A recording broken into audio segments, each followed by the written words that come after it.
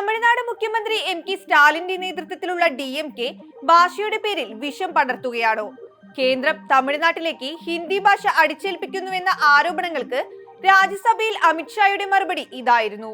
അഴിമതി മറച്ചുവെക്കാനുള്ള മറയായി ഭാഷാ വിവാദം DMK വലിച്ചിഴക്കുകയാണെന്നും അമിത്ഷാ ആരോപിച്ചു.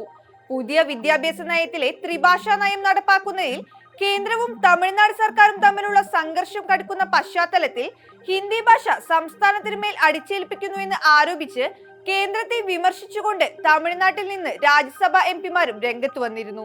അഴിമതികൾ മറച്ചു പിടിക്കാനാണ് തമിഴ്നാട് സർക്കാർ അനാവശ്യ വിവാദം ഉണ്ടാക്കുന്നതെന്നും ഷാ കുറ്റപ്പെടുത്തി.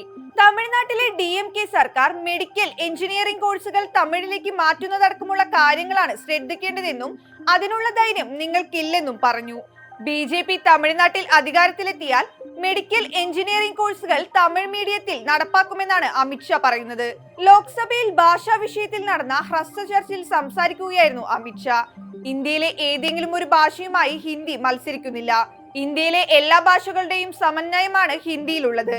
ഏതെങ്കിലും ഭാഷയ്ക്ക് മേൽ അധീശത്വം സ്ഥാപിക്കലല്ല, മറിച്ച് ആ ഭാഷയ്ക്ക് പിന്തുണ നൽകുന്ന ചുമതലയാണ് ഹിന്ദി നിർവഹിക്കുന്നത്. ഹിന്ദി എല്ലാ ഇന്ത്യൻ ഭാഷകളെയും ശക്തിപ്പെടുത്തുന്നു. എല്ലാ ഇന്ത്യൻ ഭാഷകളും ഹിന്ദിയെയും ശക്തിപ്പെടുത്തുന്നു. തമിഴ് അടക്കമുള്ള ഭാഷകളുടെ പ്രോത്സാഹനത്തിനായി നടപടിയെടുത്ത ഏക സർക്കാരാണ് മോദി സർക്കാർ എന്നും ഷാ വ്യക്തമാക്കി.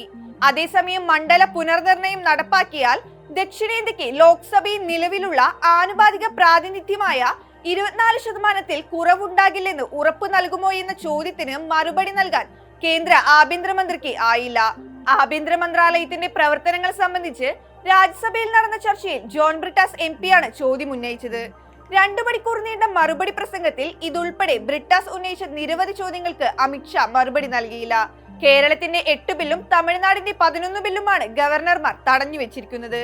PM ശ്രീ നടപ്പാക്കിയില്ലെന്ന പേരിൽ കേരളത്തിന് അവകാശപ്പെട്ട 849 കോടി രൂപയും തമിഴ്നാടിനുള്ള 2152 കോടിയും വിതരണം ചെയ്തിട്ടില്ല. ത്രിഭാഷാ നയം നടപ്പാക്കണമെന്ന് വാശി പിടിക്കുന്ന കേന്ദ്ര സർക്കാർ ഉത്തരേന്ത്യൻ സംസ്ഥാനങ്ങളിൽ ദക്ഷിണേന്ത്യൻ ഭാഷകൾ പഠിപ്പിക്കാൻ തയ്യാറാകുമോ എന്നും ബ്രിട്ടാസ് ചോദിച്ചു. ഔറംഗസേബിന്റെ പേരിൽ പ്രശ്നങ്ങൾ ഉണ്ടാക്കാനുള്ള നീക്കത്തിന്റെ പിന്നിലെ രാഷ്ട്രീയത്തെയും ബ്രിട്ടാസ് വിമർശിച്ചു. ഈ അവസരത്തിൽ അമിത്ഷാ ഇടപെട്ട് പ്രസംഗം തടസ്സപ്പെടുത്താൻ ശ്രമിച്ചെങ്കിലും തന്ത്രം ഫലിച്ചില്ല.